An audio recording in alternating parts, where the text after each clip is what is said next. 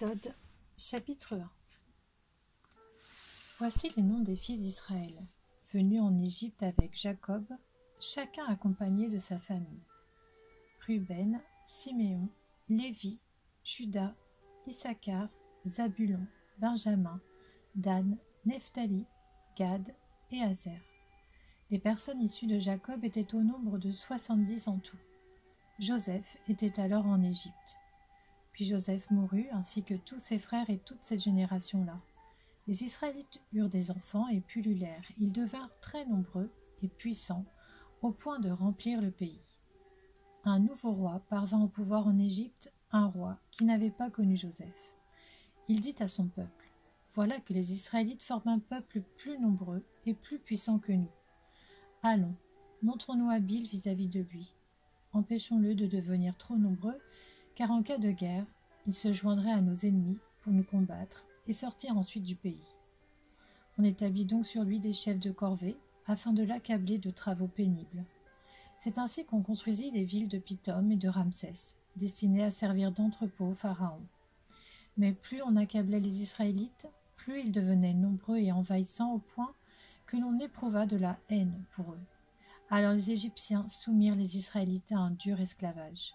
Ils leur rendirent la vie amère par de lourds travaux, avec de l'argile et des briques, ainsi que par tous les travaux des champs.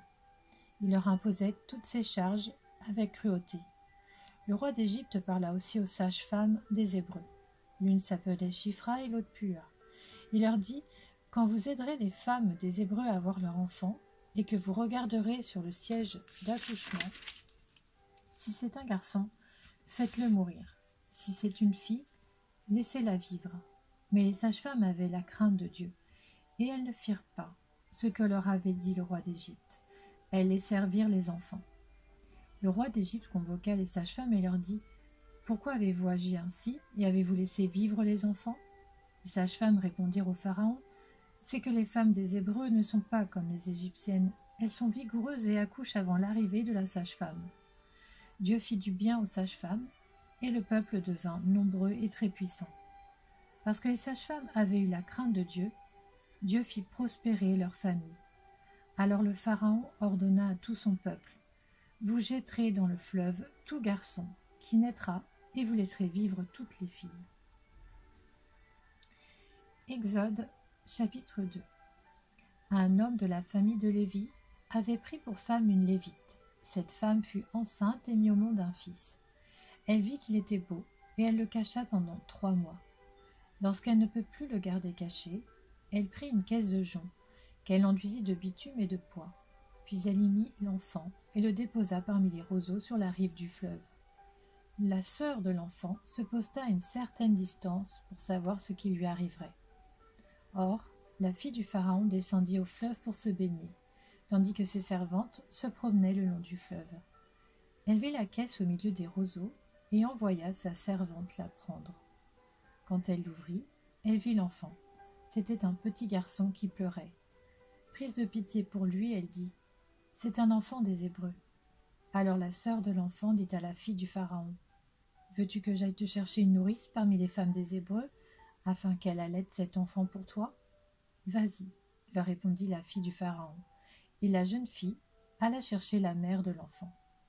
La fille du Pharaon lui dit : « Emporte cet enfant et allaite-le pour moi. Je te donnerai ton salaire. » La femme prit l'enfant et l'allaita. Quand il eut grandi, elle l'amena à la fille du Pharaon, et il fut un fils pour elle. Elle l'appela Moïse, car, dit-elle, « Je l'ai retiré de l'eau. » Une fois devenu grand, Moïse sortit vers ses frères et vit leurs pénibles travaux. Il vit un Égyptien frapper un Hébreu, un de ses frères. Il regarda de tous côtés, vit qu'il n'y avait personne, et tua l'Égyptien qu'il cacha dans le sable. Quand il sortit le jour suivant, il vit 2 Hébreux se battre. Il dit à celui qui avait tort : « Pourquoi frappes-tu ton prochain ?» Cet homme répondit alors : « Qui t'a établi chef et juge sur nous ? Est-ce pour me tuer que tu me parles, tout comme tu as tué l'Égyptien ?» Moïse eut peur et se dit : « L'affaire est certainement connue. » Le Pharaon apprit ce qui s'était passé et il chercha à faire mourir Moïse. Mais Moïse s'enfuit loin de lui et s'installa dans le pays de Madian. Il s'arrêta près d'un puits. Le prêtre de Madian avait 7 filles. Celles-ci vinrent puiser de l'eau, et elles remplirent les abreuvoirs pour faire boire le troupeau de leur père. Les bergers arrivèrent et les chassèrent. Alors Moïse se leva, prit leur défense et fit boire le troupeau. Quand elles furent de retour chez Réhuel, leur père, il demanda « Pourquoi revenez-vous si vite aujourd'hui ?» Elles répondirent « Un Égyptien nous a délivrés de la main des bergers. Il nous a même puisé de l'eau et a fait boire le troupeau. » Réhuel dit à ses filles « Où est-il? Pourquoi avez-vous laissé cet homme? Allez l'appeler pour qu'il vienne prendre un repas. » Moïse décida de s'installer chez cet homme, qui lui donna en mariage sa fille Séphora. Elle mit au monde un fils, qu'il appela Gershom, car dit-il, je suis en exil dans un pays étranger.